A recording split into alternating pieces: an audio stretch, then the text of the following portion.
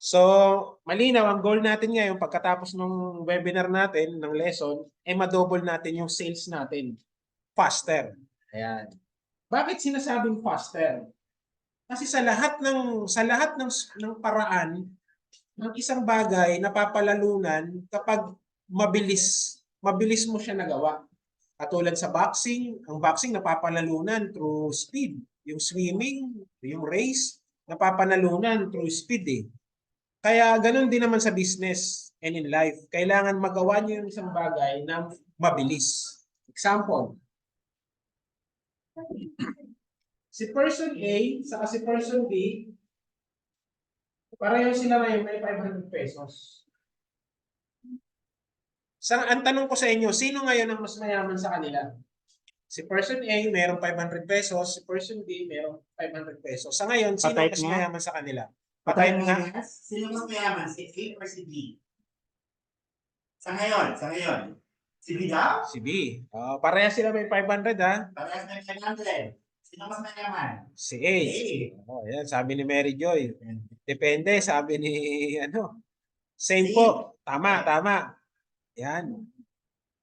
So sa ngayon, si person A may 500, si person B may 500. So sa ngayon, parehas sila. Parehas sila ngayon mayroong 500. Susunod ko na tanong si person A, yung 500, nakuha niya to ng 10 hours. Yung 8 hours dyan, pinagtrabahuan niya, yung 2 hours sa biyahe, pagkukommute. Si person B naman, siguro nag-resell lang siya ng sapatos, nag-markup lang siya ng 500 pesos, nakuha niya itong 500 pesos sa loob lang ng isang oras. Ngayon, sino nang mas mayaman sa kanila? Si person A na may 500 na nakuha within 10 hours o si person B na nakuha yung 500 sa loob ng isang oras? Ayun, sabi nila, letter B. Nakita niyo ang ibig kong sabihin? Nakita niyo ang ibig kong sabihin? Halos lahat ng bagay napapanalunan o nagmamatter kapag ginawa mo siya ng mabilis. Yan.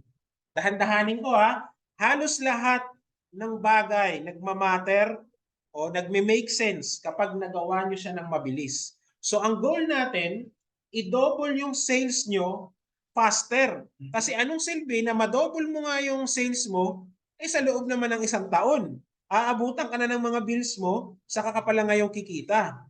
So, kailangan yung word talaga na faster, napaka-sensible nun. Yes. Napakahalaga nun. So, ang goal natin, ma-double natin yung sales natin ng mabilis. Yan. So, ngayon, ano ibig sabihin ngayon ng mabilis? Yan. Kasi madaling sabihin ng faster eh. Ano ba ang ibig sabihin ng word na faster? Ayan. Kasi yung isang trabaho, madaliin mo yung faster din yun eh. So, ano ibig sabihin ng faster? Mas mabilis. So, ano ibig sabihin ng faster? Para sa inyo. Can you type? What does faster means? Kasi napakahalaga nito dahil ito yung goal natin. Ito yung tatargetin natin ngayong araw eh. Ma-double natin yung sales natin faster. Yes. Kasi kung magwe-webinar na naman tayo, ipapasikat ko na naman yung sarili ko. Wala na naman tayong goal, walang mangyayari. Mamomotivate lang kayo. After 2 days, hindi nyo na naman alam yung gagawin. So gusto ko mangyari ngayon, maliwanag na maliwanag yung goal natin. Paano natin madudubo ng sales natin faster? Yes. Yan. So ano ibig sabihin ng faster? Konting tubo, maiksing oras. Tama yun Quick action, less time spent. Minsan sa pagdi-decidean no? Di ba? Yung alam mo naman na action pero ang tagal mo mag-decide. Tama yun Action ASAP, sabi niya, increase price. Yun. Ayan. Save time. Yun. Sayang hindi sila nakatin nung una, no? Andun sana yung mga pero di bale. So ang ibig sabihin ng faster, kapag sinabing faster, continuous of work. Continuous of work. Faster. Kasi pwede mo namang gawin ang isang bagay ng mabilis kaagad, tapos hindi mo naman diniretso. So ang definition ko ng faster, continuous of work. Ayan, kahit lakad pagong man yan, kung tuloy-tuloy naman. Di ba? Every day, sinasalansan mo brick by brick, kung tuloy-tuloy naman yan, darating ang panahon, magiging Great Wall of China na yan. So ang ibig ko sabihin ng ng faster is continuous of work. Tuloy-tuloy. Ayan, tuloy-tuloy mo siyang ginagawa. O, kahit lakad man yan, kung tuloy-tuloy mo namang ginawa, kaysa naman ginawa mo siyang sobrang bilis, hindi mo naman tinuloy-tuloy, walang sense yun, hindi mabilis yun. O, so, yun ang gusto ko sa inyo liwanagin ngayon ha. Ipapaliwanag ko sa inyo ng detail kung ano ibig sabihin ng double. Ayan, pinakita ko na. Tapos, yung ido-double na yon, gawin mo siyang faster. Ang ibig sabihin naman ng faster, continuous of work. Tuloy-tuloy na trabaho. Wala akong pakiyan kung konting ano lang yan, gumapang ka man o konting tubo ma yan, basta tuloy-tuloy mo siyang ginawa. Parang yung pagpo-post sa social media, wala akong pakialam kung isang beses ka lang nagpo-post kada araw, basta tuloy-tuloy mo naman in 365 days, nakapag-post ka ng 365 post. Ayan. Yes. Kaysa naman nag-post ka ng 5 beses sa isang araw, kinabukasan, hindi ka na nag-post, tapos na 5 beses ka lang nag-post. So, yun ang ibig ko sabihin ng word na faster. Dapat malinaw sa inyo yun ha. Yung faster is continuous of work. Ayan ang definition niyan. So, yun ang goal natin ngayon. Malinaw na malinaw ha. Ido-double natin yung sale faster. Ibig sabihin continuous of work yun. Pangalawa, ano pang ibig sabihin ng faster na word? Ibig sabihin continuously improving. Ayan. O, ito magic word to ha. Talinuhan nyo to ha. Ibig sabihin ng continuously improving, sinusukat mo and then ini-improve mo. Ibig sabihin, pumasok ako sa gym. Ngayong araw, nakasampung dumbbell ako, dapat bukas magawa ko siyang 12. Kinabukasan, magawa ko siyang 13. Kasi, talinuhan nyo to ha, maraming mga business owner, tinutuloy-tuloy lang nila, kaya lang hindi naman nila ini-improve. Yun tayo. Doon ngayon ay i-stack ang negosyo natin. Coach, sabi mo tuloy-tuloy eh. Tinuloy-tuloy mo nga, hindi mo naman in-improve. Coach, tinuloy-tuloy ko to. Ang sale ko is 10, bakit hindi mo gawin 20 naman ngayon? So, ayan ha. Sana malinaw. Wala kasi tayo masyadong oras. Kaya, so, ang ibig sabihin ng faster, continuous of work, at continuously improving. Kung nakakabenta ka ngayon ng 100, pilitin mo naman bukas maging 102. O kinabukasan, 105 naman. So, yun ang ibig sabihin ko ng faster. So, sana malinaw yun ha. Yun ang goal natin ngayon. Malinaw ang goal natin ngayon. So, double our sales, faster. Ngayon, bago natin ma-double yun, gusto ko muna umpisa. Okay na to ha. Gusto ko muna i-explain sa inyo ano ba talaga ang purpose ng learning. Kasi sa maraming panahon, learning tayo ng learning. Wala naman nangyayari. Ako, ilang years na ako dati, 3 years na ako attend ng seminar, wala naman nangyayari. Kasi nangyayari, namomotivate lang ako. Motivation, wala namang problema. Kaya lang ang motivation, come and go. After 3 years, after 3 days, wala naman mangyayari kasi hindi naging malinaw sa'yo na motivate ka lang. So, ang kailangan natin makuha ngayon, clarity. Maging malinaw sa'yo kung ano yung bagay na yun na dapat mong gawin.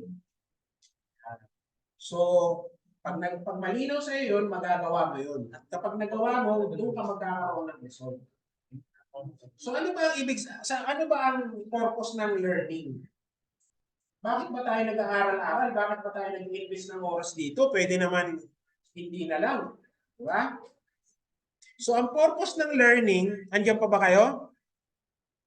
So, yung purpose ng learning, kailangan kasi umpisahan ko muna sa ugat eh. Ha? Papunta tayo doon kung paano madodouble yung sales natin. Pero gusto ko muna ipaliwanag sa inyo to kumbaga, umpisahan natin doon sa ugat. Kasi yun ang pinanggagalingan ng lahat ng bagay, yung ugat eh. Pag naintindihan natin to, madali na lang i-double yung sales eh. So, ang purpose ng learning, bakit tayo nag-invest ng time, bakit kayo ngayon nandito, ayoko naman sayangin ang oras nyo. So, ang purpose ng learning is to earning. Sabi nga nila, when you learn, the L becomes silent. Nagiging silent daw yung L. So, nagkakaroon ng earning. So, if you increase your wisdom, you are increasing your income. So, sa learning, magkakaroon kayo ng earning or your income nyo, yun ang tataas. Yun ang purpose ng learning.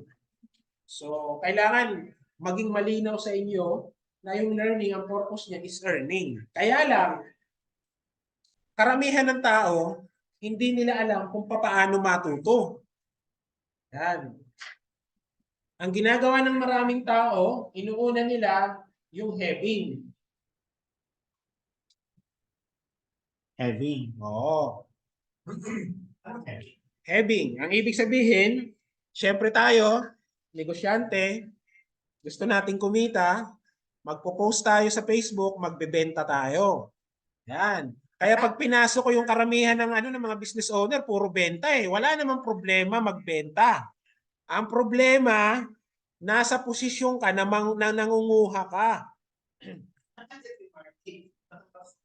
Na nangunguha ka, puro ka na lang benta. Ang problema ngayon, natatak na sa isip nila, oh, ito si Don Zamora o si Lloyd, Coach Lloyd. Puro na lang to benta, puro na lang offer ng course niya. Tatandaan ko na to. Or i-ano ko na to, shadow ban ba ang tawag doon? Wala daw shadow ban. Or i-unfriend. Kasi lagi ko na lang nakikita pag nagpo-post to, puro benta, puro heaving eh. Ang tawag nga nila doon sa Tagalog, hapit. Di ba, Coach Mark, no? Sobrang kahapitan. Maraming coach ngayon eh, puro heaving eh. Grabe oh, pag message sa'yo, o enroll ka na sa course namin, o bili ka na ng sabi kanina dito, merong essential, perfume. So, yun ngayon ang nangyayari. Kaya ka ngayon hindi kumikita dahil ang akala mo ng earning is heaving, manguha. Wala namang problema magbenta, kaya lang pag nasa posisyon ka na manguha, lalayuan ka ng mga tao.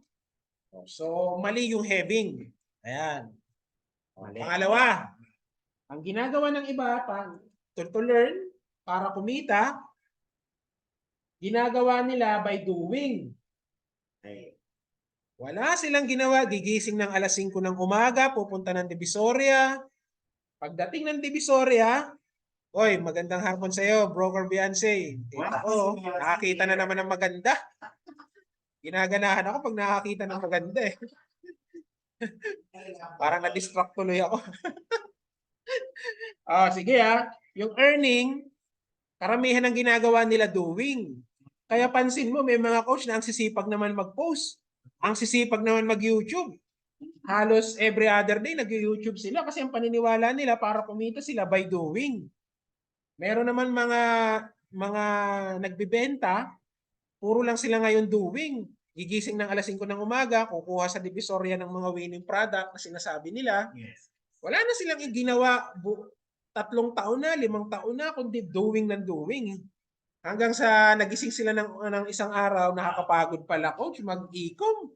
Tapos, ganto-ganto lang yung tubo. Ayan. Puro ngayon doing. Tapos ang matindi pa, minsan maraming mga coach na nai-scam tayo dahil yung pinapangakuan tayo na kapag ginawa mo daw to, ganyan, dahil kikita ka daw ng 100,000 o 7 figures. So, karamihan ng tao, akala nila doing ang pinangkukuha dun sa earning o sa income, which is mali yun.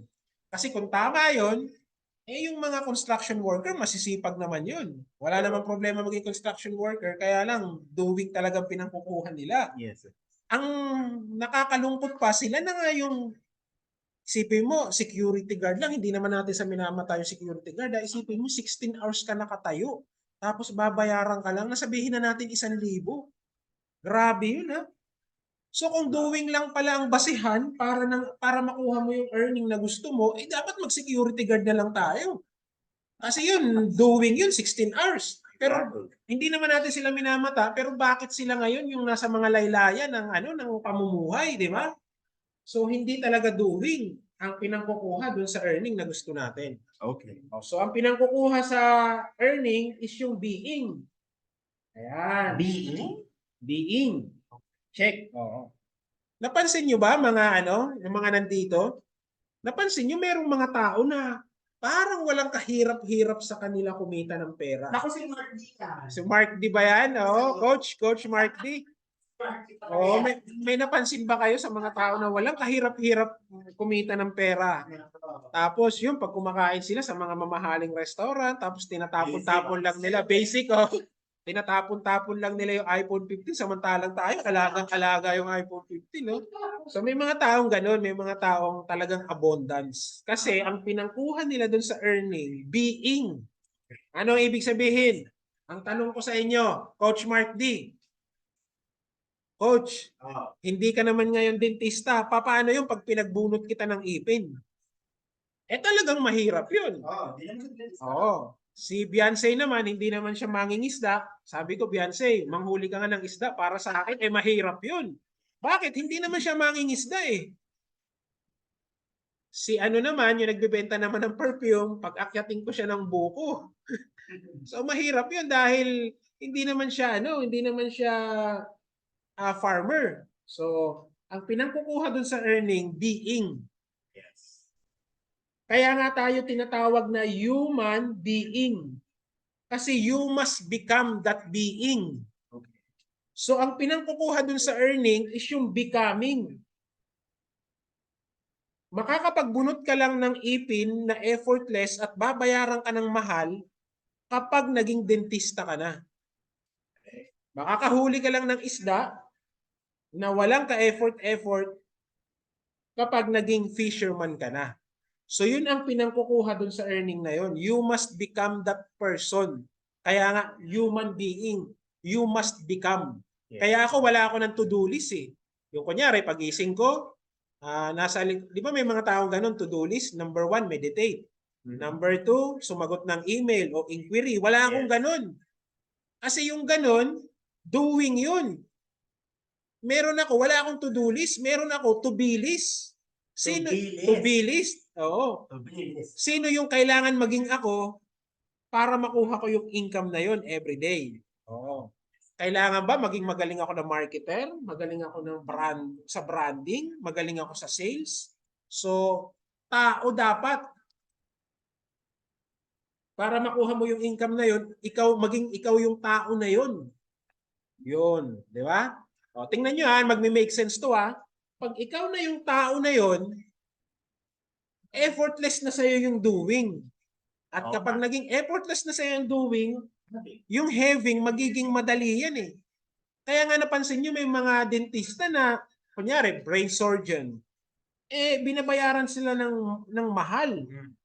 At kung magtrabaho sila 30 minutes lang, 1 oras lang, 3 oras lang. O yung doing kasi naging being sila, naging brain surgeon sila, naging doktor sila. So ang ibig kong sabihin dito, ito yung pinakaugat na gusto kong sabihin sa inyo.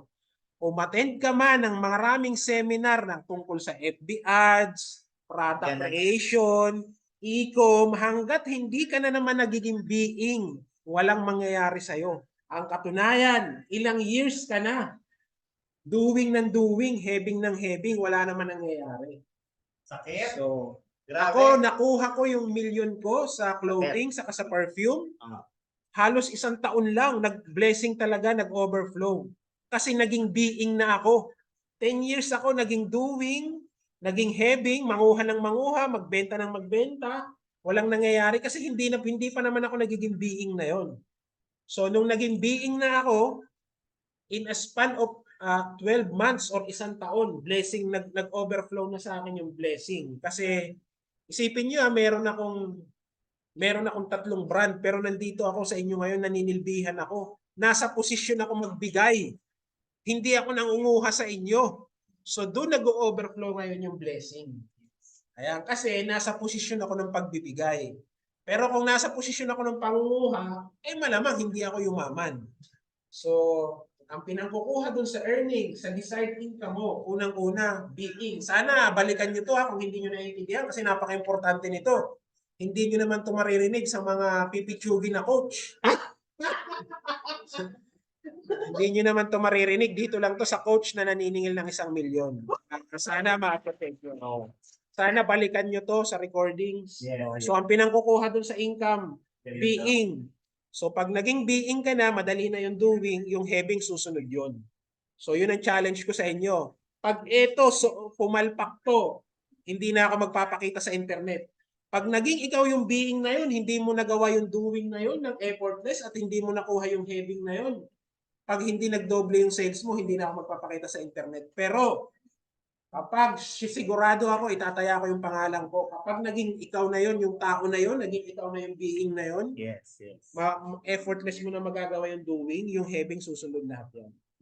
So, napaka-importante ng being. Kaya yun ang gagawin natin everyday. Sana magawa natin yung activity na yun na we will become that person. Saka tingnan nyo to mga saka, magandang hapon sa boss ko, Boss Dada. Yun, no? So tingnan nyo to kapag nakabenta ka ng marami tapos hindi naman ikaw yung being na yon, hindi rin magiging scalable at sustainable ang business kasi hindi naman ikaw naging being na yun, gastador ka nakachamba ka lang So yung being talaga napaka-make sense nun kung saktuhan lang naman ang benta mo, naging being ka naman, naging disiplinado ka naman, so madali sa'yo. Madali sa'yo ang lumago ang negosyo kasi naging being ka. So yun ang gusto ko sa inyo muna ituro ngayon, yung being, doing, and having. Sige, what's your thought? Ako naman ang magbabasa ng ako naman ang makikinig sa inyo. Sige, konting oras ako magbabasa ng mga nyo kung what's your thought, anong nakuha nyo. Okay, sige, proceed. Sabi daily affirmation ko ba yan, Coach? Ang daily affirmation hindi siya sapat. Kasi pwede naman pagising ko sa isang araw, sabihin ko, doon sa Mora, napakayaman mo, napakapogi mo. Wala din mangyayari yun kasi hindi mo nagagawa yung doing. So, makukuha mo yung being na yon, kailangan may magawa kang activity para lumapit doon, para makuha mo yung being na yon. So, yung daily affirmation, hindi siya sapat. Kasi bunga nga lang ang daily affirmation Para sa akin kaya nga hindi ako nagme-meditate Sara nyo yung mata nyo, meditate, pagising nyo, hindi mo pa rin alam kung anong gagawin mo. Di ba? Kaysa naman, malinaw sa'yo, ay, kailangan pala, by being pala kunin yun. So, pagising mo sa umaga, atake ka kaagad, magdasal ka, humingi ka ng gabay, so atake ka na kaagad dahil malinaw na sa'yo, tumunog yung alarm clock o hindi. Babangon ka dahil hindi ka naman motivated. Malinaw sa'yo yung isang bagay. Motivated ka o hindi, talagang babangon ka kasi malinaw sa yung isang bagay na kailangan mo maging ganito. So, minsan mag-lesson din tayo dyan about sa affirmation of law of attraction. Pero ngayon, being kailangan pagdaan ng doing at having. Kailangan pagdaan. Kailangan pagdaanan yun, pero ang importante muna yung having, yung doing. Example ako kasi wala ako nung mga storyboard ba yung tawag doon, dream board. Wala akong mga dream board Kasi karamihan ng dream board nakalagay doon, Dubai, sasakyan, dream car mo, dream vacation, dream na relo. Puro yun, doing and having. Ako, ang nakalagay sa dream board ko, kung sino yung gusto kong maging ako. Ayan, kunyari ang idol ko. Kunyari si Lloyd, gusto ko maging kay Lloyd. Ano ba meron si Lloyd na dapat meron din ako? So, yung example meron kasi akong idol na isang mayaman. Itong isang mayaman na to, dito nabuksan ng isip ko kasi ang negosyo nito, nilulubog niya lang yung dahon. Yung dahon ng langka, nilulubog niya sa gold, tapos pinapadala niya to sa ibang bansa. May mga order sa kanya na 1 milyon, 2 milyon, 5 piso yung isang dahon na yun. So sabi ko, grabe, sobrang idol ko tong, parang tinuring ko na mentor.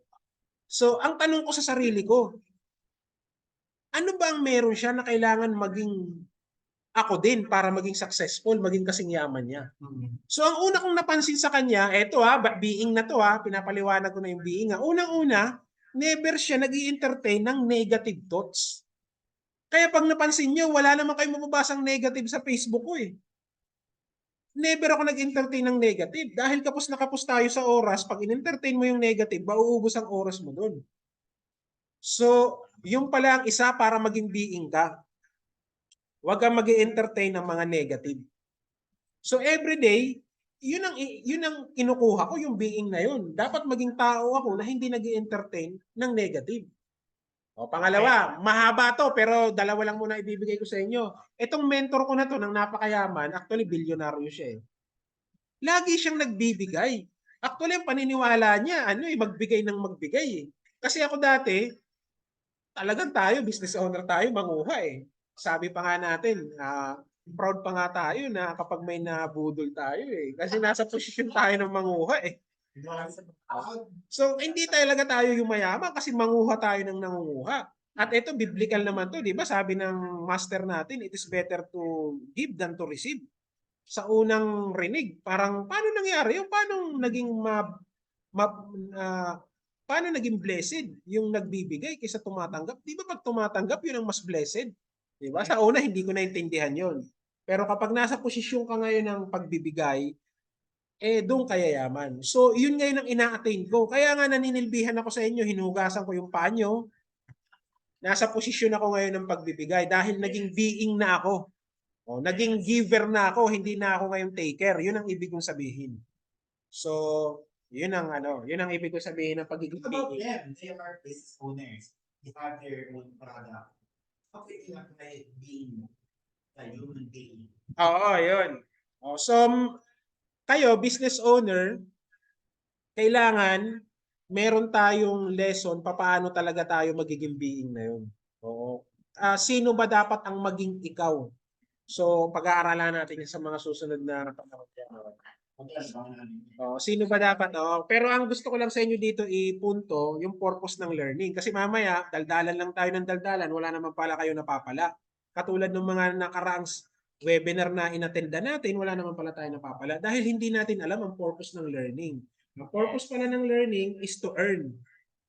Bumilis ang pagkita mo ng pera. At magagawa mo lang yun pag naging being ka, ang kasunod yun, magagawa mo siya ng effortless at susunod ngayon yung pera, yung heading.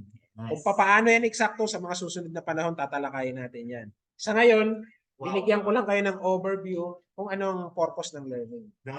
We have 136 participants.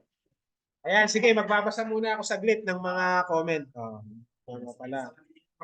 Learning is knowledge applied consistently with the proper understanding of your God-given identity and purpose. Wow. Pero, masabi na rin, naman ako. Totoo ba? Yan, nagiging transactional. Doing, working, and then being is after authority by ginamit na system at advantage. Sige. Let's continue. Punta na tayo sa So far, guys, people appreciate this kind of webinar. Please type yes, diba? So that's my invite na natin sa mga other topics. Ito na, malapit na tayo matapos. Ayan, 3 mistake that keep. Ayan,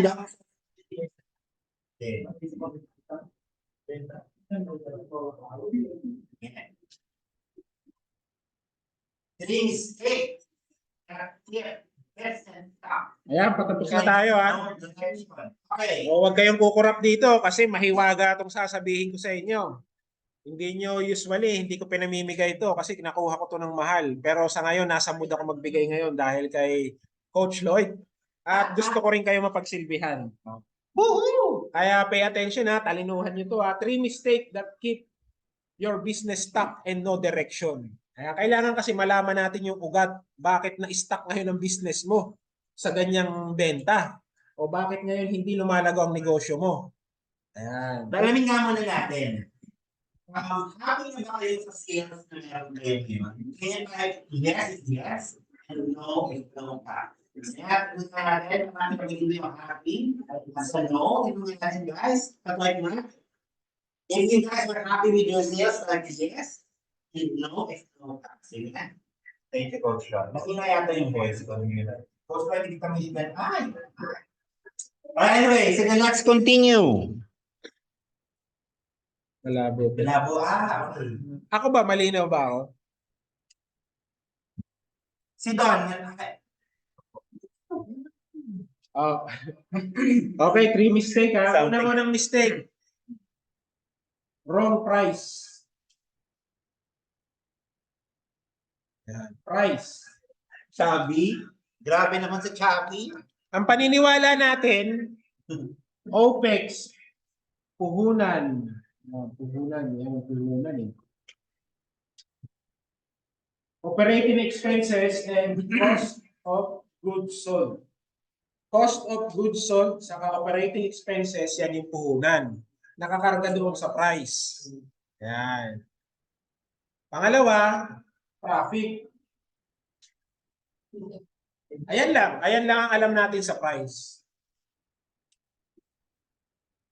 Ang puhunan, 5 piso, binenta ng 10, may profit na 5 piso. So, kapag nakuha yung 5 piso, gagastusin na, yun na yun, tapos na. So, bakit hindi lumalago yung negosyo natin? Dahil mali yung price natin. Example, papunta ka ngayon ng EDSA, nagda-drive ka ngayon. Pagpasok mo ngayon sa expressway, nakita mo ngayon yung billboard ng Jollibee. Nakita mo yung Chicken Joy, ganon.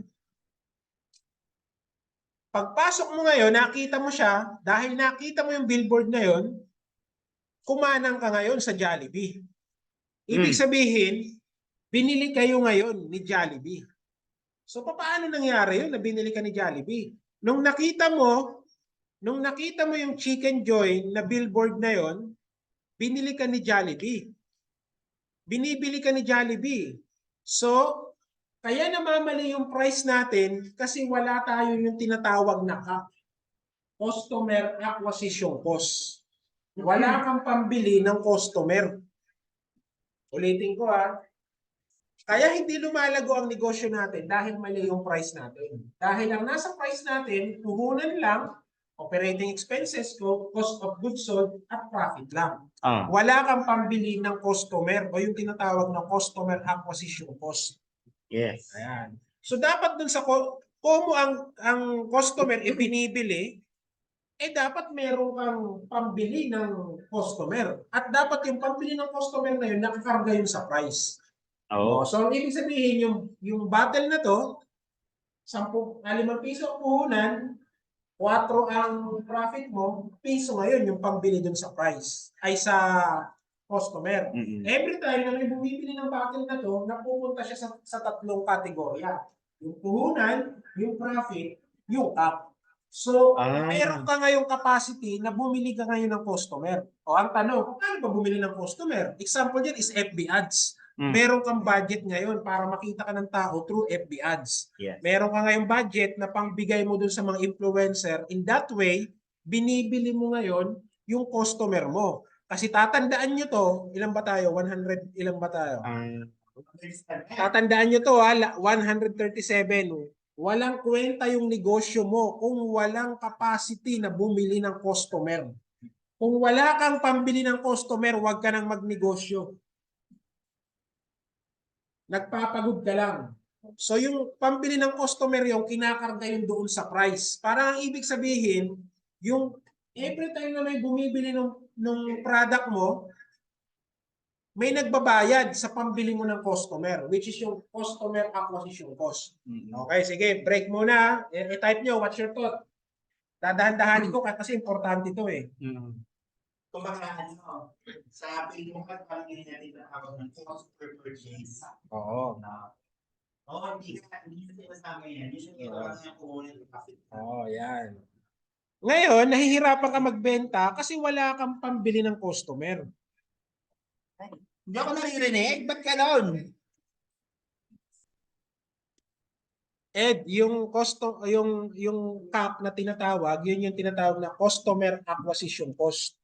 Ibig sabihin, magkano mo nabili yung customer na yon. Ibig sabihin nun, yung budget mo yun sa marketing, sa FB ads, parang si Jollibee, di ba? Na nakikita natin yung billboard nila, binibili nila tayo. Nakikita natin yung billboard ng Coke, binibili nila tayo.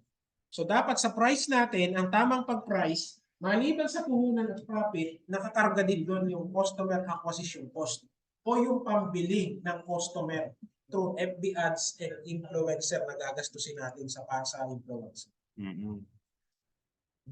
Okay. So dapat alam natin kung magkano gagastusin. Yan, tama ka dyan, Ma'am Abri. Oo. So, May formula daw ba? So, tama ka dun, Ma'am Abri, hindi lang alam dapat maliban sa alam natin, merong nakakarga yung sa price. Kaya, kunyari ako sa t-shirt, nakita ko yung ad spend ko is 50 bago ako makakuha ng isang sale. So, kailangan nakakarga yung 50 na yun. So, ang ibig sabihin, ang puhunan ko sa t-shirt is 300, ang profit ko is 300, so ibibenta ko siya ng 650. Doon na nakakarga ngayon yung customer acquisition cost. Pero guys, maniwala pa kami. Pangingina. Maningina ako sa record.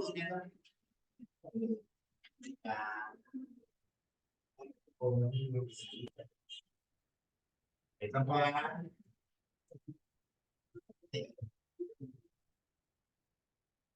Ayan guys, malinaw naman. Sound check, sound check.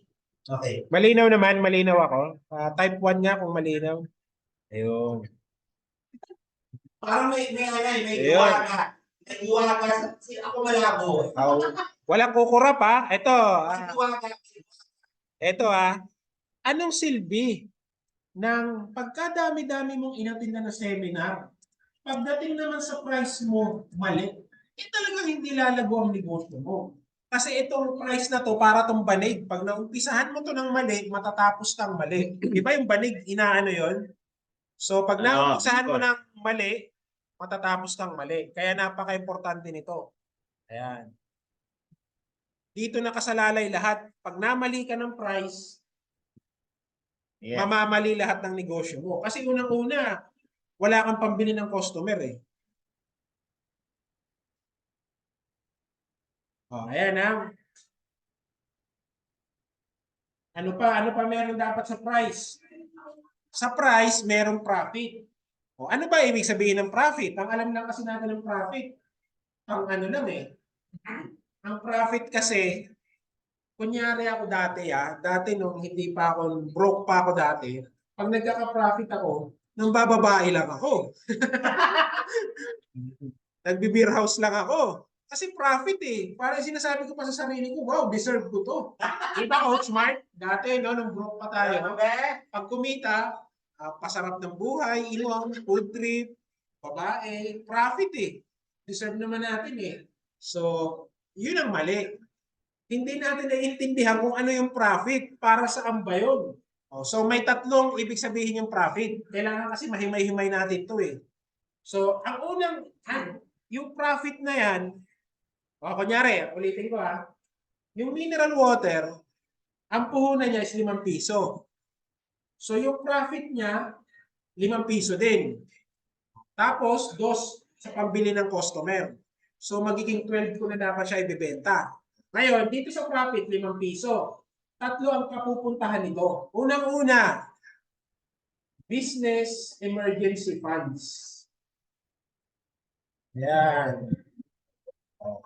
Profit, di ba? Bali, kapag nabili na yung isang product, profit. Saan naman ngayon pupunta yung profit? Yung profit na yon, ito yung, ang isang fraction doon, emergency funds. Ang ibig sabihin nito, kasi aakyat ang negosyo mo eh. Kapag nabuwag ang negosyo mo ngayon, wala kang parachute, dire-diretso ka. Sabog yung ulo mo, sabog yung negosyo mo. Pero kung may parachute ka, pag napalayas man dito kami ni Sir Lloyd, hindi kami masyado lulubog. Kasi meron kami emergency funds. Dahan-dahan lang kami ngayon. Yes. Bakit nagkaganon? Kasi habang nagkakaroon ng profit, tinatabi namin doon sa emergency funds. Di ba? So ngayon, ang business nagkakaroon ng chance na lumago at hindi mag-fail kaagad kasi meron kang emergency funds eh. Ibig sabihin, papunta ka sa taas, mag-fail ka man, meron kang parachute na habang nagbibenta ka, nakakarga yun sa price. Yun ang number 1 Sana nakukuha nyo Emergency funds. Napaka-importante. Emergency funds. Business emergency funds. Pangalawa, business savings. For expansion.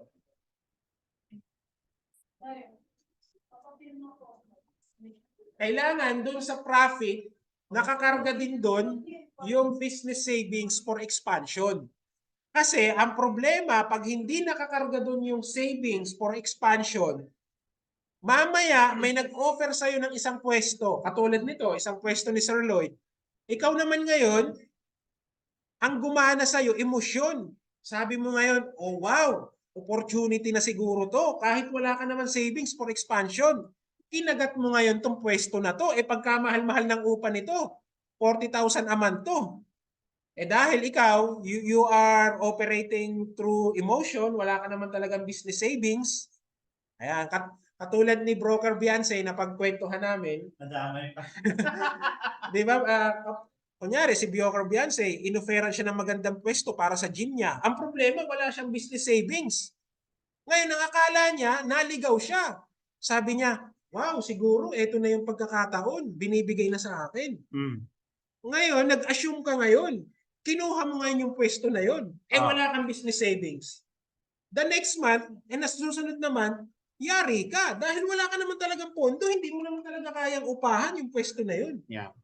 Naligaw ka lang, kumbaga naano ka lang, nabigla ka lang.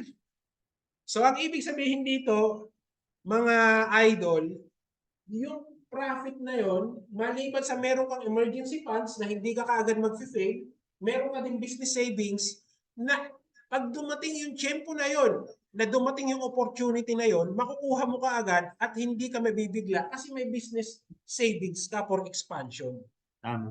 So maganda ngayon magnegosyo. Di ba? Kasi, Ilagay mo. oo, habang may bumibili ng product nyo, perfume, mineral water, may napupunta dun sa business savings. Pero ang purpose nun, for expansion. Anong silbi ng pagninegosyo mo kung hindi ka naman nakakaipon? Tigilan mo na yan. So, or kailangan mo ng coach kung hindi ka nakakaipon. Yes. Wala akong pakialam kung 20 man yung naiipon mo para sa savings. Ang importante na di-develop mo yung habit. Yun, ha? So, yung profit na yan, maliwanag na kailangan may business savings yan. Umpisahan nyo na to, ha? Pagkatapos nitong webinar natin, dapat ganun yung presyo nyo, ha? Ano pa yung isa? Siyempre, fun. Kasi paano ka nga naman gaganahan, trabaho ko ng trabaho, wala ka naman ngayon pang-kapritsyo mo. At karamihan ng mga business owner, kaya nasusunog dahil wala silang budget na galing dun sa price pang fund.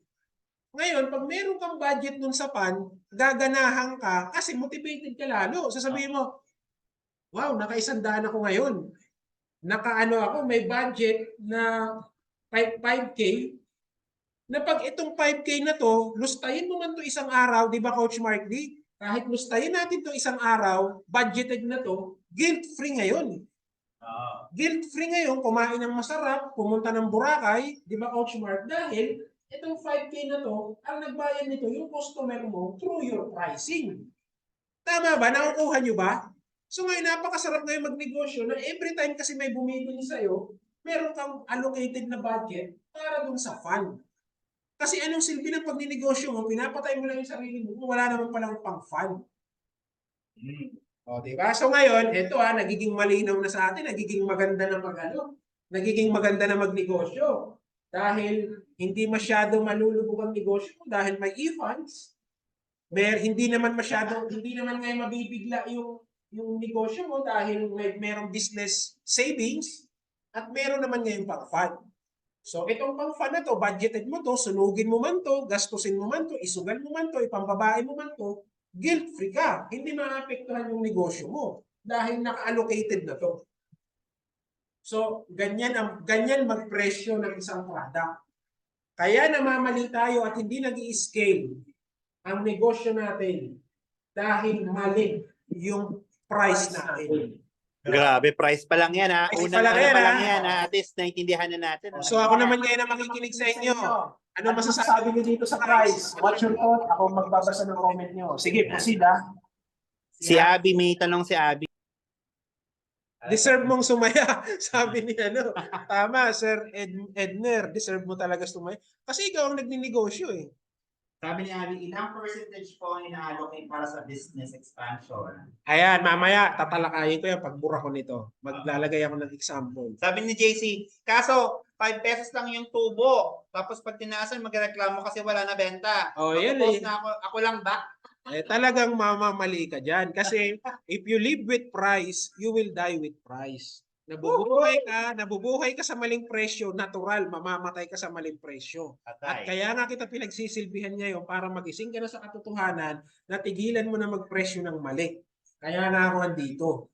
So kung 5 piso lang ang tubo mo, kapatid na JC, yari ka dyan. Diba? So if you live with price, you will die with price. Kaya napakasela ng presyo na yan. Yung presyo mo sa gym mo, yung presyo mo dito sa ano mo, sa perfume mo, sa food mo na binibenta mo, napakaselan lahat yan. Diyan nag-uumpisa ang lahat sa presyo. Pag namali ka sa presyo, matatapos kang mali. Sabi ni iPhone, paano po sinasabi nila na Chinese mindset? Mas mabuting mura, basta madami. Oh, yun ang ano, mamaya aanuhin natin yan. Paano kaya yung presyo ni Diwata sa pares niya? Oo, mamaya aanuhin natin yan. Coach, ang dami ng competition, kaya ba yan i-apply sa reselling business model? Tigilan na natin magpatalo sa price war. Yun. Kaya sali later, bibigay ni Don. Saan papasok, Sir Don, yung contingency? Sabi niya. Okay, sige. Okay, later. Okay, wala na. Oh, sige, sample First mistake wrong price. Wrong price. Tubig. Yan. Ito yung product natin. So, ang product natin, ang puhunan, 5 piso. 5 piso. Ayan. Ito na yung OPEX. Dito mag-presyo ng tama. Iisa-isahin natin yung mga ano nyo. OPEX and cost of goods sold. Puhunan. Ayan, puhunan. Profit. Kunyari, para hindi ako maguluhan, 6 pesos na lang kasi mapupo siya sa tatlo yan. 2, 2. Emergency funds, savings, and fund. Kaya, tapos yung cup mo, sabihin na natin 5 piso din yung cup mo. So, ang 16 pesos na yun. 16 pesos na yun yung price mo. Yan. Example lang naman to Example lang naman to.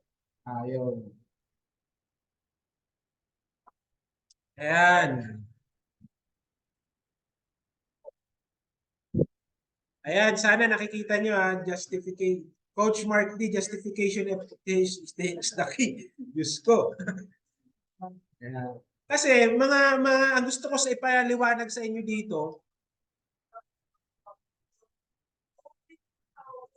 masusunog yung pera natin kung wala tayong sapat na pang-marketing, pang FB ads, kaya hindi tayo nakakaagwanta dahil wala tayong budget pang ads.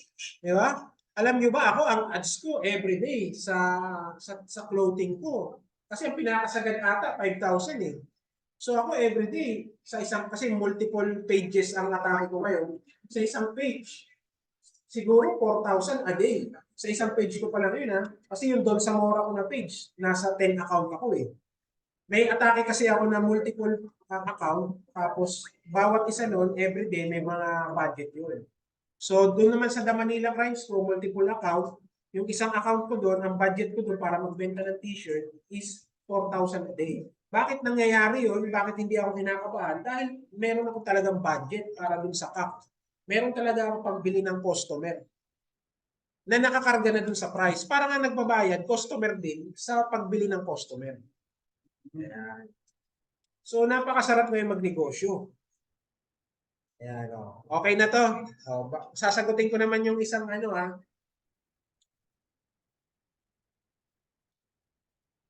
Meron kasing iba't ibang klase ng pagninegosyo. Ito medyo tatagal tayo dito pero gagawin ko na lang mabilis. Meron kasing 4 na klase ng pagninegosyo. Ang unang-una yung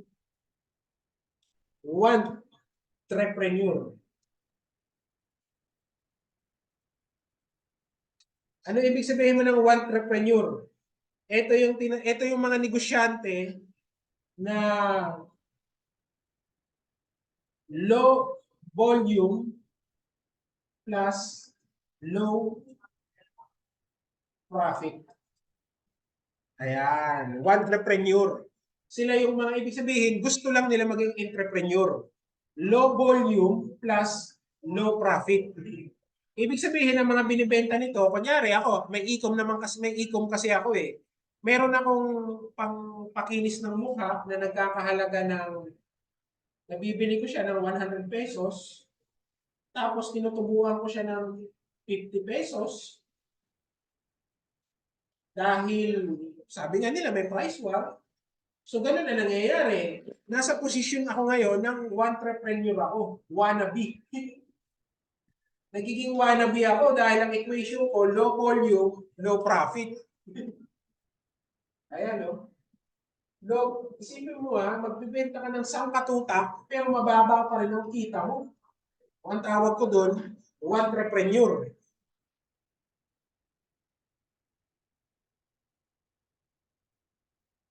Ayan. Yung mga takot sa pricing. So ayan, yan ang isa. Kasi may nagsabi kanina dito yung sa Chinese eh. Wala namang problema yung sa Chinese. Kaya lang, ito ang ibig kong sabihin. Merong mga negosyante na tinatawag na entrepreneur. Ang gusto nila, low volume, low profit. Example, katulad ko dati. Beauty products, nabili ko ng 100, tinubuan ko ng 50. Kaya walang nangyari dahil low volume, low profit eh. Ayan.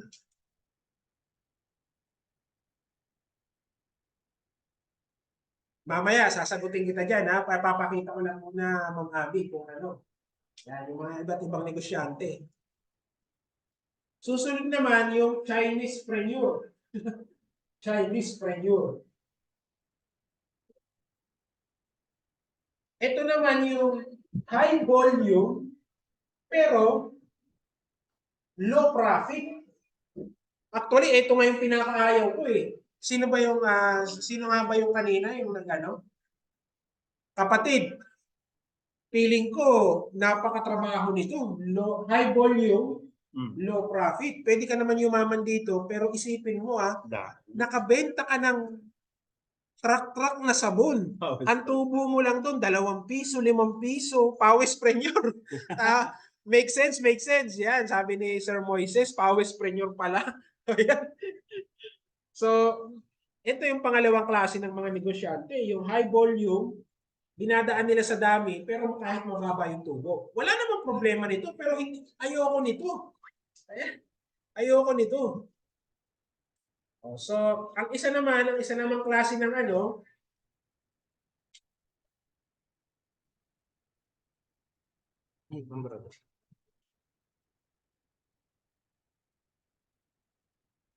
ang isa namang klase ng high volume, low volume plus high profit. Yan. Yan. Ako naman to. Kung tawagin kasi ako yung coaching ko, tinatawag ako sa coaching na Rolls-Royce.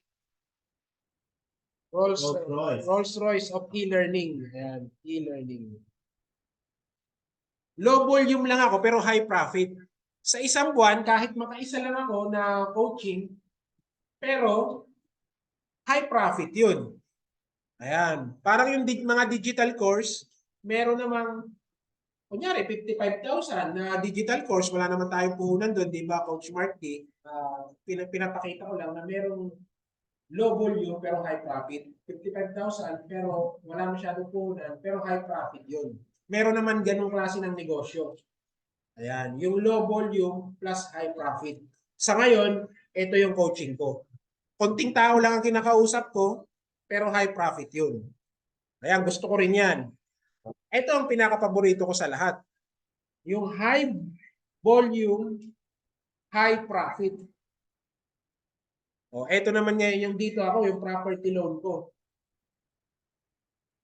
Property loan. Nasa property loan kasi ako kunyari ikaw gusto mo mag-expand ng business, mag-loan ka sa akin, sangla mo yung titulo ng property mo, 5% ako doon.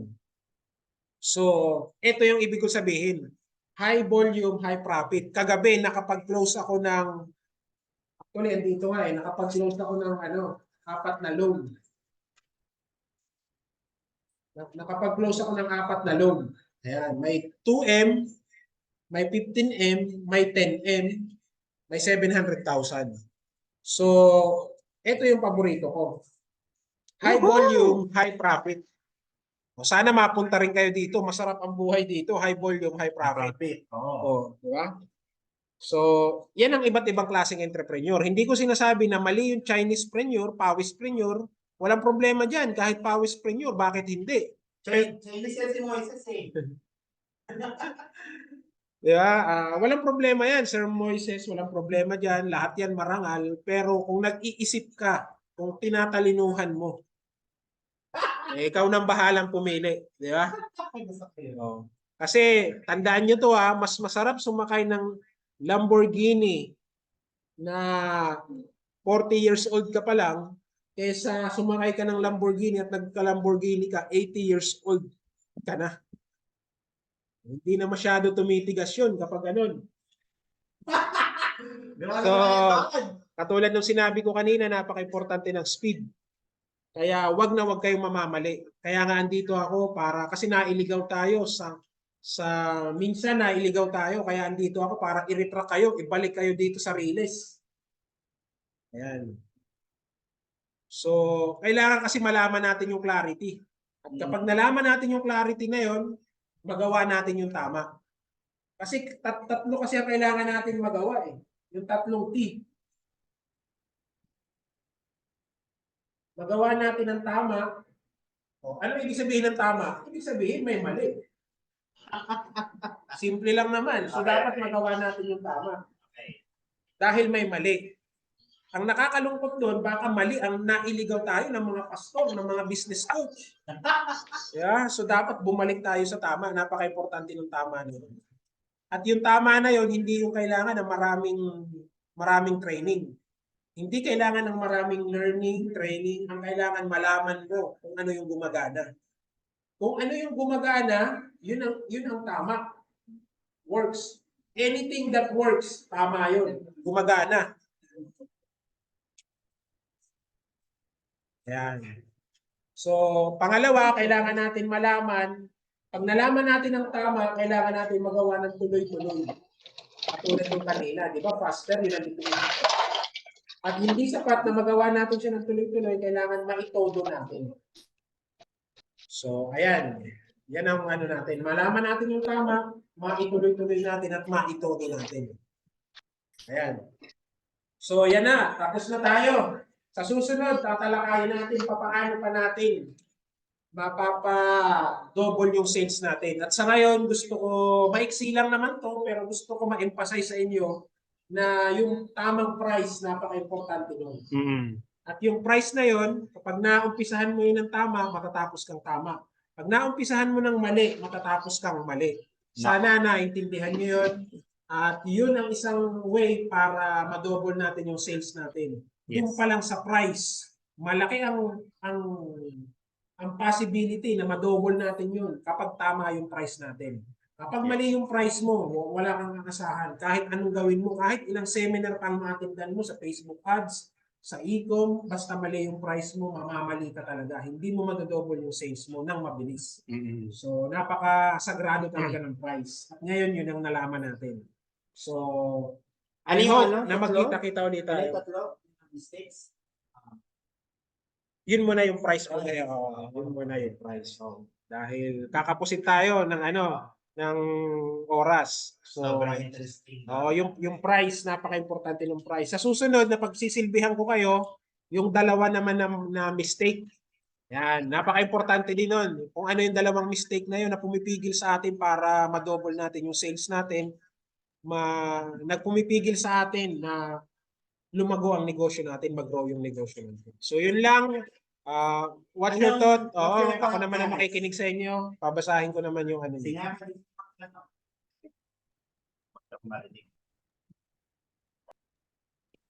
Okay guys, pwede po kayong magtanong sa ating chat box. No? So technically, ako ang pinaka-takeaway ko for today, to-do list.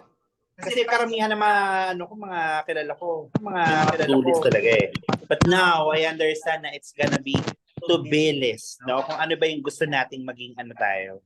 So, Thank you, Don. Thank you. Sabi niya, pang high ticket yung high volume, high profit, sir. Sabi ni Daniel. Hindi naman. Kasi may tatlo kasing kailangan magbenta eh. Tatalakayin natin yan sa susunod. Parang pinakita ko lang sa inyo yung apat na klase ng apat na klase ng negosyante. Sa ngayon, pili muna kayo. Sa ngayon, sa susunod, palilinawin pa natin yan. Kasi ang topic ko talaga ngayon is price lang talaga. Gusto ko, maitama nyo yung presyo nyo. Kasi pag hindi nyo naitama niyan, walang silbi lahat. So, yun ang gusto ko sa inyo ngayon ipaglingkod. Tawid na learning sa kailangan tama. May ilang tanong pa dito. O doon, sabi niya, may pagkasa pa po kaya yung dropshipping na mataas ang cost pero di maganda ang product. Sabi. Alam ba yan? Tatlo kasi dapat na nagbibenta sa atin. Una, yung product natin dapat nagbibenta na mismo para sa atin. Kung hindi quality yung attractive yung product mo, hindi siya valuable, doon pa lang bagsak ka na. Karamihan kasi ng business owner, akala nila sila lang ang nagbebenta. Mali. Ang tatlo dapat ang magbebenta para sa iyo, para sa negosyo mo. Una, yung product. Pangalawa, ikaw. Pangatlo, yung buyer. So, papaano yun? Papaano yun? Yun ang tatalakayin natin sa susunod. Yan. So, papaano magbebenta yung product mo? Papaano ka magbebenta? Paano naman magbebenta yung mga buyer mo? Dapat sila mismo ang magbenta para sa iyo, yung mga buyer mo. So kapag ikaw lang ang nagbebenta ngayon, walang pag-asa lumago ang negosyo mo. Dahil ikaw lang ang nagbebenta, limited lang yung oras mo, limited lang yung time and effort mo, energy, talaga masusunod ka. May ilang tanong pa, ilang percent po ang proper allocation ng emergency fund? Yung mga percentage kaya nasa sa inyo yan. Nasa sa inyo yan. Nakakaalam yan. Basta gusto ko lang sa inyo dito ipakita yung mga pupuntahan ng price. Merong puhunan, merong profit, yung profit nahahati sa tatlo, tapos yung pambili ng customer. Ayan, katulad ko, pwede ko namang gawin. May t-shirt kasi ako na 32,000 ang nagbebenta kasi ako ng 32,000 na t-shirt eh. O yung 2,000 doon, puhunan, yung 30,000, nilalagay ko sa CAC sa pambili ng customer. O, mas madali ako ngayon makabenta ng 32,000 na t-shirt dahil malaki ang budget ko sa pambili ng customer sa CAC. So parang gano'n. Depende yan sa inyo kung ano yung decision niyo. Basta gusto ko lang ipakita yung tamang pricing. Isang t-shirt, 32K? Yeah, 32K. I-add mo ako, isisend ko yung t-shirt na yun. Okay. So Don, with our community right now, can you commit na makakapag-speak ka pa? Para mas maturuan pa kami with regards sa dahil limited lang tayo sa oras wala tayong luxury gaano ng time. So sa susunod, very comfortable naman ako dito. So sa susunod, mas gusto ko nga sana na yung hindi kasi ako ganun kahusay sa Zoom pero tingnan natin sa susunod kung makapag-Zoom pa tayo. Pero I love na makilala ko kayo. Makamayang ko kayo, makapagpa-picture ako sa inyo. Doon talaga ako, yun talaga specialty ko yung physical yung talaga. So tingnan natin basta pagsisilbihan ko kayo sa mga susunod na yung lesson natin. Kung ano pa yung dalawa na pumipigil sa atin para madoble yung sales natin. Gusto ko yung tanong ni Ana. Sabi niya, ano pong tips niyo sa mga about to give up dahil ilang buwan ng break-even? Break-even sa... Parang pantay lang. Oo, may kailangan kang ayusin dyan. Ibig sabihin, may sakit. May sakit ka, may sakit pa yung business mo. Kailangan mo ng isang doktor. Si Dr. Don Zamora. Hindi kita sisingilin. I-add mo ako, tapos tawagan kita kasi limited lang yung time ko dito. Ayoko naman wow, thank you very pa much. dito i-add mo ako. Meron akong free consultation between 9 p.m. to 12 p.m. First come, first serve yun. Tapos magpakilala ka lang. So gagamot natin yan. Bakit break-even yan? Dapat hindi break-even. Ang isang dahilan dyan, unang-una ikaw. Ikaw may problema dyan. Bakit break-even yan? Siguro, hindi natin malaman. Pero sa experience ko, matigas ang ulo ng mga business owner. Ang ganun. nalaman na nga nila na mali yung presyo, nalaman na nga nila, ganito, hindi pa rin nila, ano. So, lahat naman ng, ano, ang business kasi, mga kapatid, hindi namamali yun eh. Actually, kung ang business mo ngayon is dishwashing, 50 years ago, may nagbebenta na ng dishwashing eh. Hindi namamali yun eh. Ang namamali, yung business owner eh. Di ba? So, ang una ko talagang, sa experience ko, ang una ko talagang ginagamot dyan, yung may-ari talaga. So, gagamutin, titingnan natin yan, alamin natin yung mga nilalagnat ako bigla. Sige, basta Ana, i-add mo lang ako, mag-audio call tayo, magpakilala ka lang. Kasi marami nagme-message sa akin, pakilala ka lang, gagamutin natin yan, bakit gano'n. Pero pinagpapauna ko na sa'yo dyan, na ikaw talaga unang-una may problema dyan. Okay, sige. Okay. I believe we're Pagamutin mo ako, coach. Thank you. ang Facebook ni Don Zamora is just simply type Don Zamora. Tapos may kulay pula na ano na yun, nandun naman siya. Madali naman i-add si Don yan. So again guys, maraming salamat for being here with us. Imagine doktor talaga yan si Don, and even us like mga coaches, ina-advisean niya. Can you guys imagine? Na-brand niya talaga yung mga coaches. So all the more for you guys na you guys are selling. Lalo na ngayon, di ba? Kasi doon, grabe talaga din. Sobrang maliit lang na lang yung kita, tapos ang dami pa nilang natutulog na items. So we have to help them. So kaya let's do this guys. Supportahan nyo rin kami sa mga free webinars sa katulad nito. Thank you, Rosalie. Oo, susunod ha. Boss Dada, thank you, Boss Dada. I love you. Dada. Okay. Guys, okay lang ba magpakita po tayo ng ng picture, ng video saglit, tapos pe-picture lang po tayo kay Don? Okay lang po ba? Saglit lang po. Mike, yun o. Okay. Sir Edner, yun o. Sir Gino, yun o. Thank you, Lloyd. Thank you, Sir Don. Thank you, Sir Lloyd. Ma'am Charis, ayan. Ma'am Argel. Ayan. Ma'am Mary Joy. Ma'am Rosalie. Okay. Ma'am Amy. Nan po ha? Nan po ha? 1, 2, 1.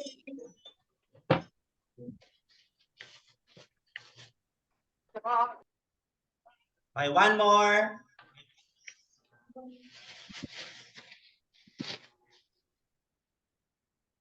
Okay. 1, 2, 3.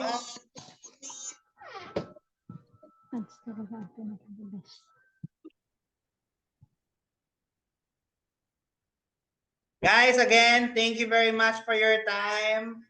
Mag-set na lang po tayo ng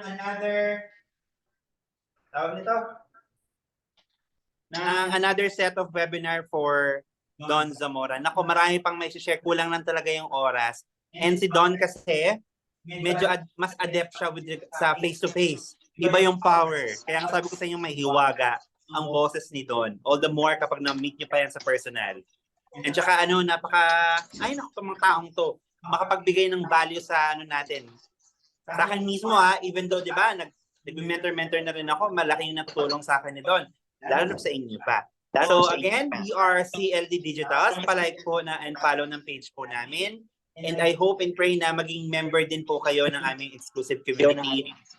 So tomorrow we have here sa Caloocan po na face-to-face TikTok Masterclass at what do you call that? PIR Fundamentals with Ms. Sheila Tagatan. Kung kayo po ay interested, chat nyo lang po ang page namin and you can actually visit us here in Caloocan City. You are very much welcome, at especially makamit po kayo ng personal dito po sa aming community face-to-face sa mga kapwa nyo po na like-minded entrepreneurs na alam ko po, malaki po ang matutulong ng bawat isa sa paglago ng ating mga negosyo.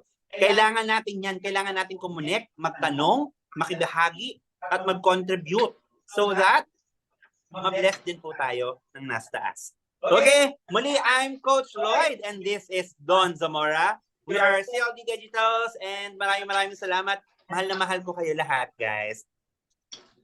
Sali pa kayo sa part 2, ha? Thank you po. Love you, everyone. Ang page ko po ay CLD Digitals. Yan. Follow nyo lang po yung page. CLD Digitals, okay? Sayang yun, face-to-face, masterclass ng TikTok. Baka pumunta rin si Don bukas, baka pag-picture kayo.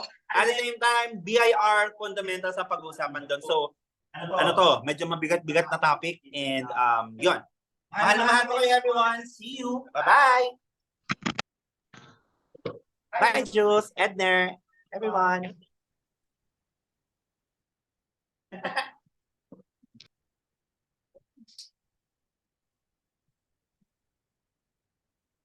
Thank you. Sige na kayo na muna, umalis. Yan si Moises. Chinese yan. Thank you, Don. Thank you, Don. Very good. Bye, Edgar. Bye, Joven. Bye, Cruz. Rosary. Isa sa mga alis eh. Hard ko na lang po ha. Mag-send na lang po ako ng email invite sa maliit mo lang cut ko.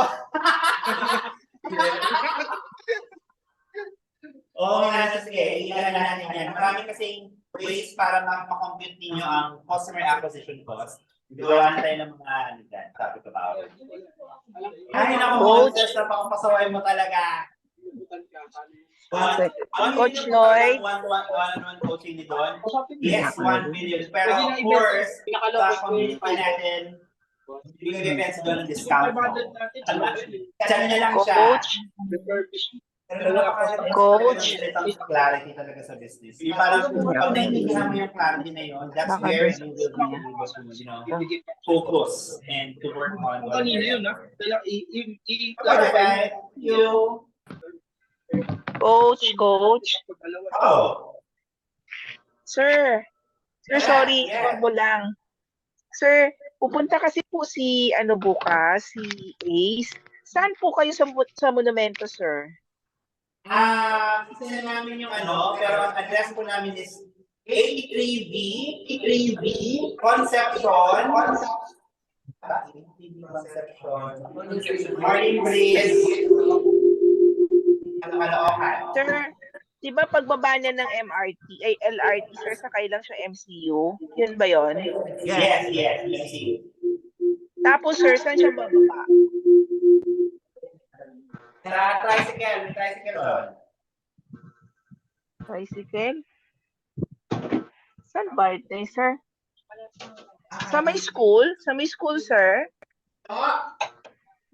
Sa may school? Malapit ko dito sa elementary school na natin.